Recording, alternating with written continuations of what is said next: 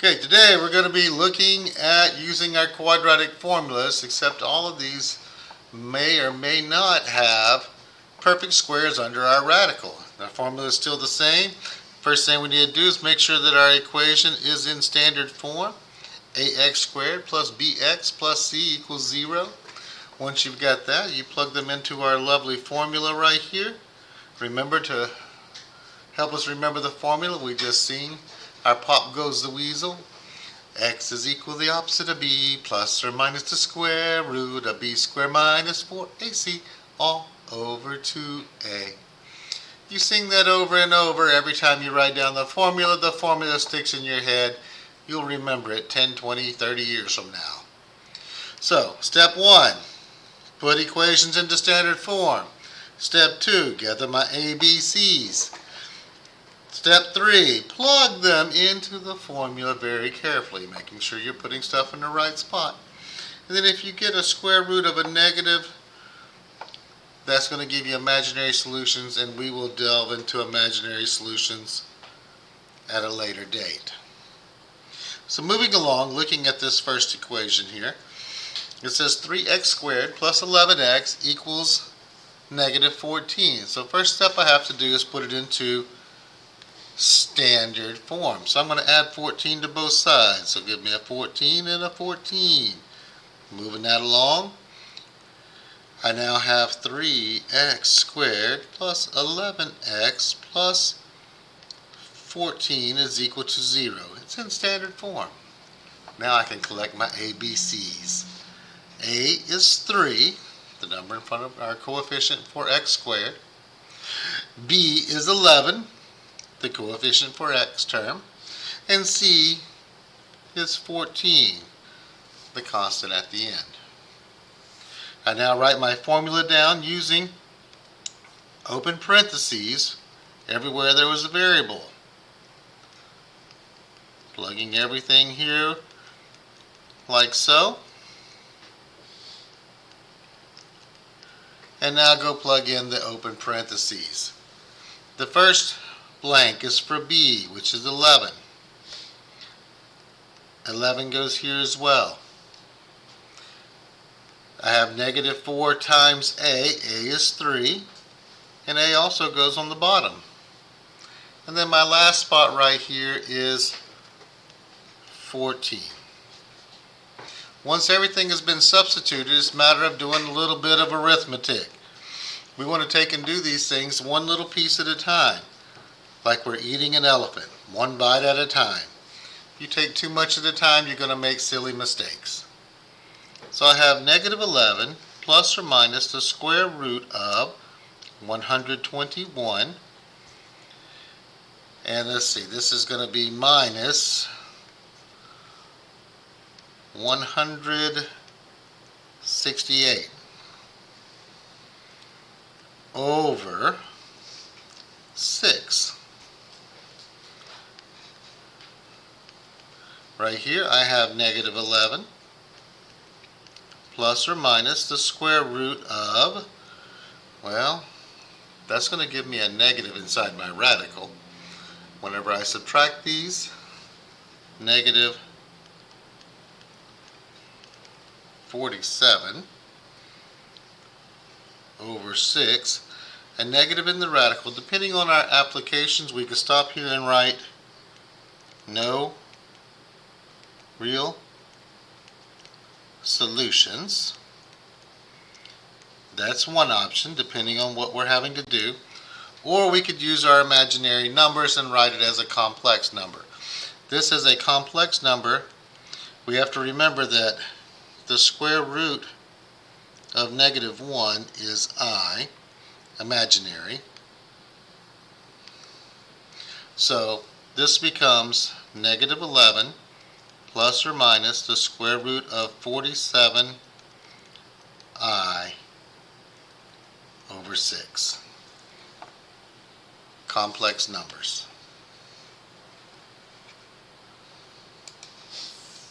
Looking on another example here, this one I need to take and put it into standard form. I'm going to go ahead and move everything to the left just because I like to keep the a coefficient as a positive number. So I'm going to go ahead and move my x and my 6 both to the left.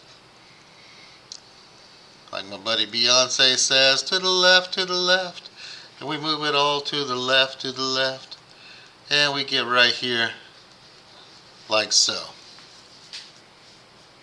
I now go and plug all my ABCs in. So I have 1, 1, and negative 6. Write down my formula.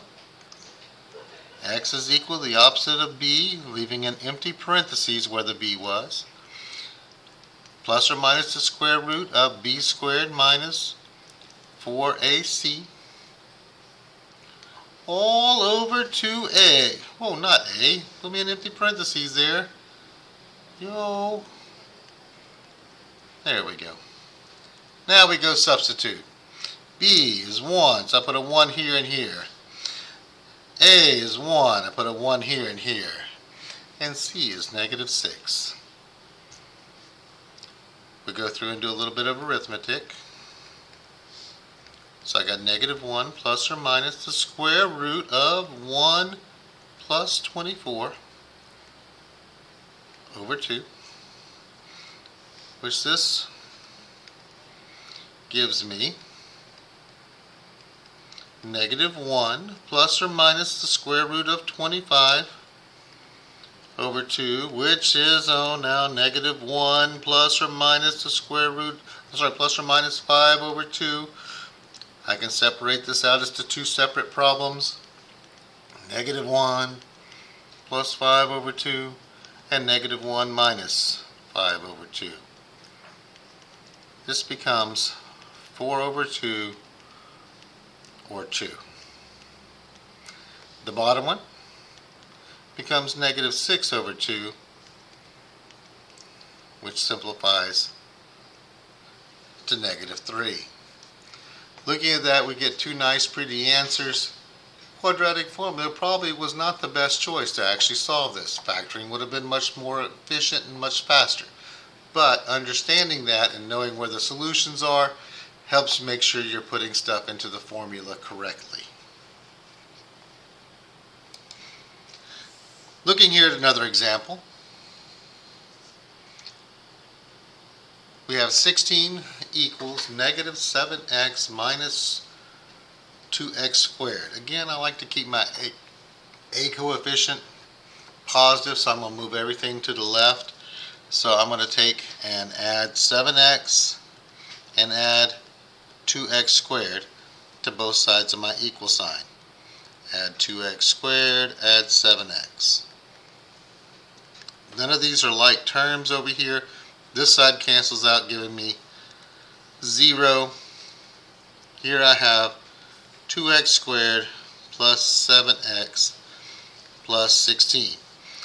It really doesn't matter with these. You would get the same answer in the end, but it's just, to me, prettier to look at with the A is positive. So my A is 2, B is 7, and C is 16.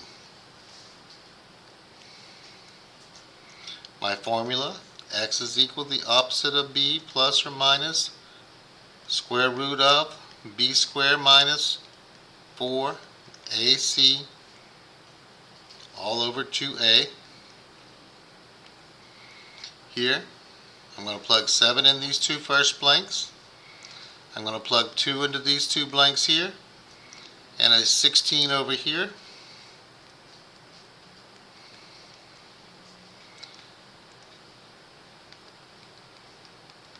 We do my little bit of arithmetic, so that's a negative 7 plus or minus the square root of 49 minus 128 over 4. This is going to give me negative 7 plus or minus the square root of 79 of the negative persuasion over 4. No real solutions. We have a negative inside of our radical, therefore we have no real solutions. We'd have a complex number as our final answer. In our next example here, again I'm going to move everything to the left so that my leading coefficient is positive, my A term.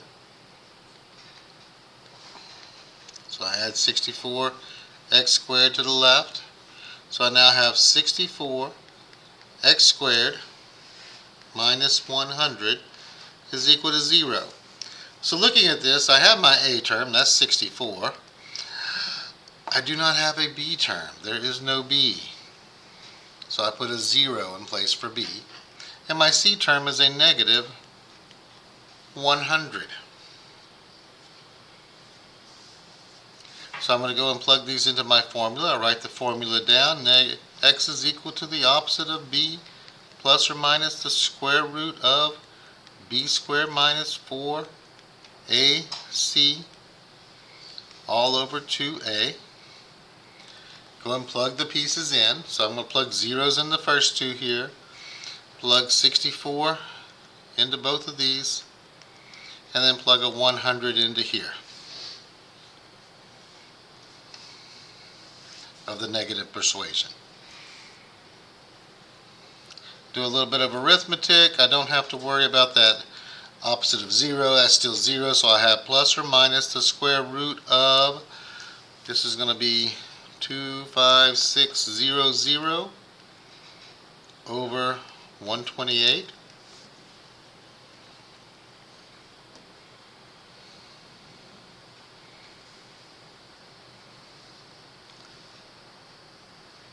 The square root of 25,600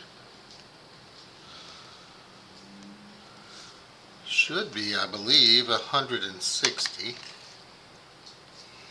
So plus or minus 160 over 128. Let me double check that.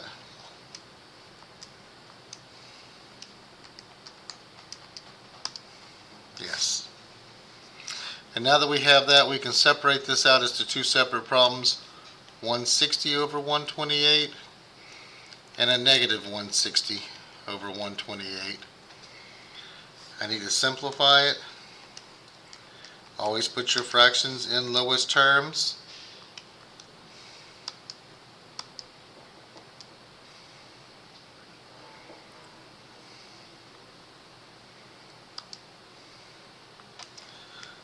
So I have 160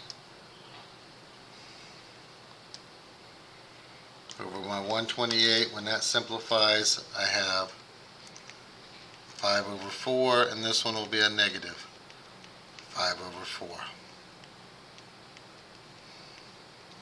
Quadratic formula works every time you're working to solve quadratic equations, whether you have real solutions or imaginary solutions. Is it the most efficient way? Not always, but it does work every